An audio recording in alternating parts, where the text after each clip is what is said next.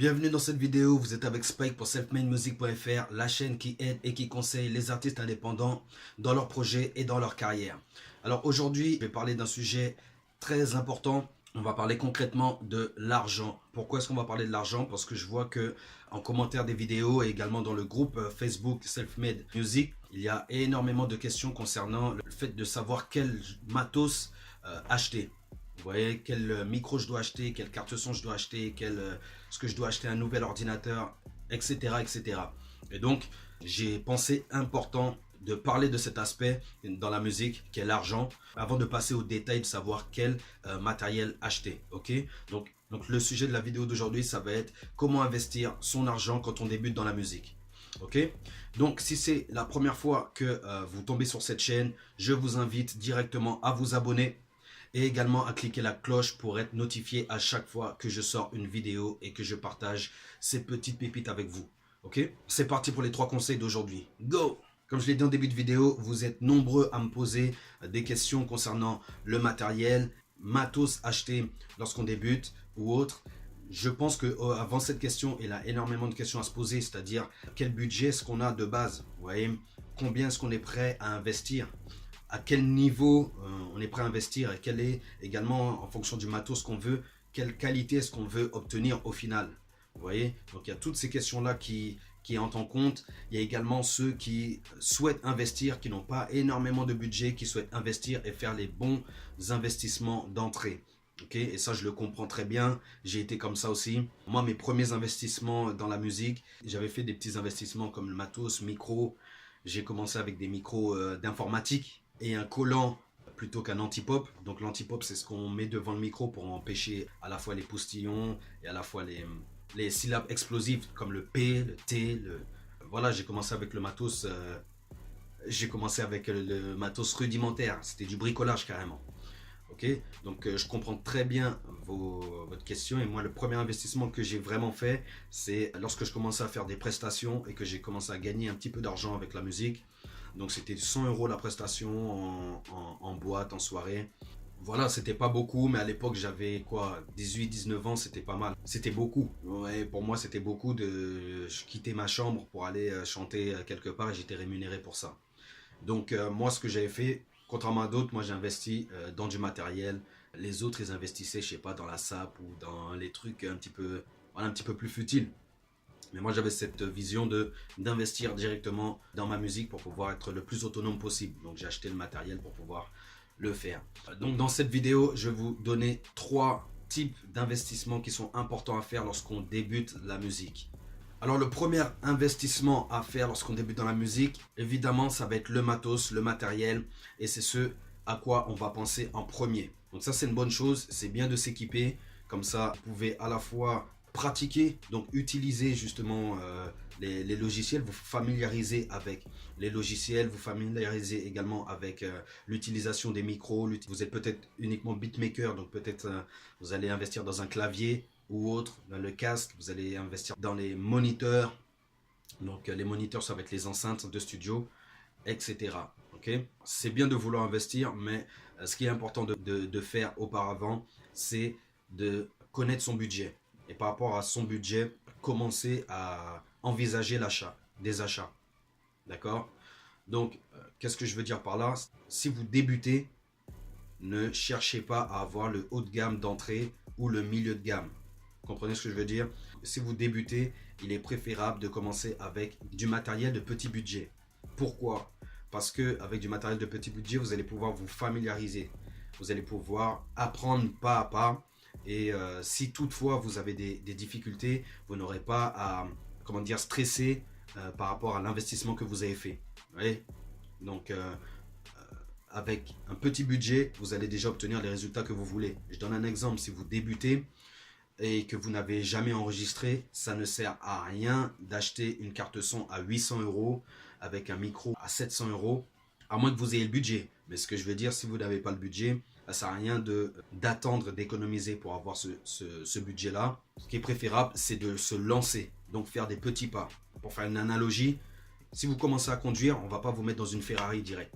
Ok, ça ne sert à rien, vous allez faire un accident, vous risquez de vous blesser, de blesser les autres. D'accord?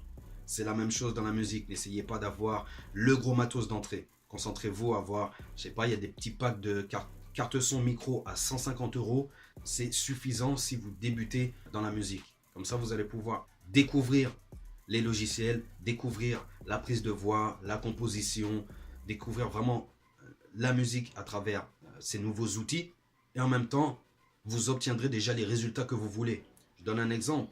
Si vous achetez une carte son et un micro, c'est pour vous enregistrer et avoir la possibilité de réécouter ce que vous faites. Donc démarrez directement. Si vous avez des petits moyens, procurez-vous le kit de base d'un home studio pour pouvoir justement déjà pratiquer et obtenir des résultats concrets, c'est-à-dire un son que vous pouvez écouter et que vous pouvez faire écouter aux autres. Même si ce n'est pas la version parfaite, ce n'est pas la version finale ou autre, mais vous aurez déjà passé cette étape plutôt que de rester à s'imaginer qu'on va acheter le truc. Non, non, non, c'est tout de suite, on y va direct. Ok. En plus de ça, au fur et à mesure que vous allez toucher un petit peu votre matériel, vous allez progresser, vous verrez ses limites, vous verrez les limites du matériel que vous avez et par la suite, vous pourrez en changer. Ok.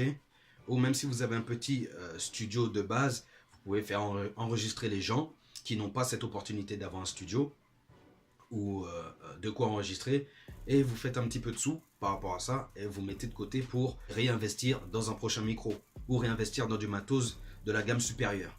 Le deuxième investissement qu'il est important de faire lorsqu'on débute la musique, c'est la formation. Alors, ce qu'il faut savoir, c'est que quand moi j'ai débuté, il n'y avait pas encore YouTube, il n'y avait pas encore... je vais passer pour un ancien, mais il n'y avait pas encore Internet haut débit comme aujourd'hui. Avant, c'était des modems. Pour télécharger un son, ça prenait toute une journée. Ça veut dire qu'avant d'aller en cours, je mettais à télécharger et j'espérais que le soir, le son soit téléchargé. Donc, on n'avait pas accès à l'information aussi facilement. En même temps, je regardais les cours pour rentrer dans des écoles comme la SAE à Paris ou dans d'autres écoles de formation musicale. Et les prix, c'était un truc de fou. Dans mon histoire personnelle, j'ai eu de la chance, je ne sais pas comment, d'obtenir mon bac. Avec ce bac-là, je me suis dit, ok, je pourrais aller dans une fac où on va apprendre de la musique. Donc j'ai fait la fac de Marne-la-Vallée. Concrètement, j'ai fait quelques mois et puis après, je suis parti parce que c'était pas assez concret pour moi. Pourtant, j'ai fait de bons contacts là-bas, des contacts que je check encore aujourd'hui. Mais voilà, il y avait le choix entre des formations chères dans des écoles ou alors la fac avec des formations plus théoriques que pratiques. Et là où je veux en venir, c'est qu'aujourd'hui, on a la possibilité, que ce soit avec YouTube, et c'est ce que vous faites en regardant mes vidéos, c'est de vous former. Ok. Au-delà de ces formations gratuites qu'il y a sur YouTube, etc., il y a des formateurs comme moi qui proposent des formations payantes. Alors ces formations payantes, peut-être que ça peut sembler bizarre pour certaines personnes. Certains ne peuvent ne pas voir l'intérêt direct, mais les informations que vous avez dans les programmes de formation sont toujours plus détaillées et avancées que les informations qui seront partagées sur YouTube. Quel bénéfice il peut y avoir dans les formations? Moi, comme je vous ai dit, et c'est pourquoi j'ai commencé cette astuce par mon histoire, c'est que j'ai tout appris de moi-même. Ok? J'ai tout appris de moi-même, voilà, sans internet, sans contact, sans connaissance vraiment de l'industrie musicale, sans rien. J'ai commencé sans rien. Ça m'a pris peut-être 10 ans avant de pouvoir être satisfait de ce que je faisais. Ok. Et donc, dans des programmes de formation, ce que vous faites, c'est que vous payez, vous investissez en vous. Donc, c'est pas une dépense, c'est pas vous payez. Donc, c'est pas une dépense. Il faut vraiment le voir comme un investissement. Vous investissez en vous pour pouvoir acquérir de nouvelles compétences et également, et ce qui est très très très important, c'est gagner du temps. C'est-à-dire que dans les formations, par exemple les formations que moi je vais proposer, je vous fais gagner peut-être 5, 10, 15 ans d'expérience. Okay. Lorsque vous payez une formation, vous payez finalement l'expérience du formateur. Et ça, c'est très important et c'est quelque chose que je n'avais pas quand je démarrais. La seule manière dont je pouvais avoir des informations, c'était d'aller voir des sites spécialisés. Souvent, ils étaient en anglais, donc fallait que je les traduise. J'ai fait également des stages, que ce soit à la mairie, au conservatoire ou dans des studios. Mais en tant que stagiaire, on ne vous laisse pas faire grand-chose. Donc vous êtes là, vous êtes content de l'environnement dans lequel vous êtes, mais vous ne faites pas grand-chose. Et j'ai fait tous ces trucs-là. Et les formations, que ce soit avec moi ou que ce soit avec d'autres formateurs, les formations, c'est ce qui va vous permettre de passer plus rapidement au niveau supérieur au lieu que vous galériez vous-même. Eh ben, il y a quelqu'un qui a créé une formation pour vous éviter les erreurs qu'il a pu faire lui dans le passé. Ok? Donc ça, c'est le deuxième investissement que je vous recommande de faire. Le troisième type d'investissement qu'il vous faut absolument faire, c'est des investissements dans les collaborations. Alors qu'est-ce que je veux dire par là? Allouer un budget pour pouvoir travailler avec d'autres personnes, d'autres intervenants de la musique comme des beatmakers. Donc ce serait acheter des instrus à un beatmaker, travailler avec des ingénieurs du son pour la prise de voix en studio ou le mixage, le mastering. Travailler également avec des réalisateurs de clips, travailler avec des photographes pour avoir de bons shootings, ou alors travailler avec des graphistes pour avoir de belles images, de beaux montages et des beaux visuels pour, je sais pas, pour vos réseaux sociaux, pour vos dossiers de presse, etc., etc. Pourquoi je vous dis que c'est important d'investir dans ces collaborations? Une fois encore, c'est un investissement que vous faites sur vous-même et c'est également une preuve de votre engagement dans votre projet. Ok? Que ce soit vis-à-vis de vous ou vis-à-vis de la personne avec qui vous allez collaborer. D'accord? Et ça, c'est très important. Pourquoi je dis ça? Parce que beaucoup d'artistes, j'étais dans ce cas-là, donc je ne blâme personne, mais beaucoup d'artistes pensent qu'un simple échange de bons procédés suffira. À un certain niveau, c'est vrai que ça peut marcher, mais on ne peut pas tout demander sans payer. D'accord? On ne peut pas tout obtenir sans payer. Donc il est très très important de rémunérer la personne avec qui on travaille et ainsi nous-mêmes ça nous engage à travailler sérieusement. Je vous donne un exemple. S'il y a un ingénieur qui vous dit ouais j'ai le temps, je te fais enregistrer gratuitement. En enregistrant gratuitement, peut-être que vous allez arriver, vous avez 4 heures de studio, vous allez poser qu'un seul son. Mais imaginons maintenant que vous avez payé le studio 200 € les 4 heures, je vous jure que vous allez essayer de rentabiliser, que vous allez être très précis, très professionnel dans votre manière de faire. Très productif également. Peut-être que ces 4 heures-là, lorsque vous allez sortir 200 €, vous allez faire en sorte, vous allez vous assurer de poser minimum 2 sons pour être sûr d'avoir rentabilisé votre séance. Voilà pourquoi c'est important. Et en même temps, lorsque vous investissez comme ça, ça va vous motiver à faire plus et l'intervenant avec qui vous travaillez, lui, il voit que vous êtes sérieux. Et à partir de ce moment-là, vous apprendrez et vous verrez que lorsque vous investissez, lorsque vous prenez votre argent et que vous le donnez à un intervenant en échange de son savoir-faire, vous créez une relation. Et ça, c'est important, une relation bienveillante. Vous voyez? Parce que vous pouvez obtenir des trucs gratuitement, mais ça sera peut-être la seule chose que vous allez obtenir gratuitement. Et après la relation, après vous ne serez plus en relation avec cette personne qui a bien voulu vous tendre la main. D'accord? Pour appuyer ce point, encore une fois, comme je vous disais dans la vidéo, je me suis renseigné sur comment rentrer à la SAE. Je n'avais pas les moyens. J'étais également découragé par le prix d'entrée à l'école. Ok. Alors je me suis laissé décourager, ce qu'il faut savoir. Je me suis laissé décourager parce qu'il y a énormément de gens qui rentrent dans la SAE même s'ils n'ont pas de moyens, ils ont la volonté. Donc moi, dans mon cas, je l'avoue, je le reconnais, je me suis laissé décourager par le prix. Par contre, je n'ai jamais abandonné l'idée que je pouvais travailler avec des grands professionnels et des gens qui peut-être seraient dans la SAE. Donc moi, j'étais pas dans la SAE, je n'ai pas été élève de la SAE, mais j'ai croisé la route de pas mal d'ingé son qui sont dans la SAE. À partir du moment où j'ai rencontré ces personnes-là, qu'est-ce que j'ai fait? J'ai investi en moi et je les ai récompensés pour leur talent. Et en même temps, quelqu'un qui a fait la SAE, qui a payé plusieurs milliers d'euros pour acquérir une compétence, mérite naturellement d'être payé pour le travail qu'il va faire. Et en même temps, concrètement, il vous permet de passer à un niveau supérieur. Ok?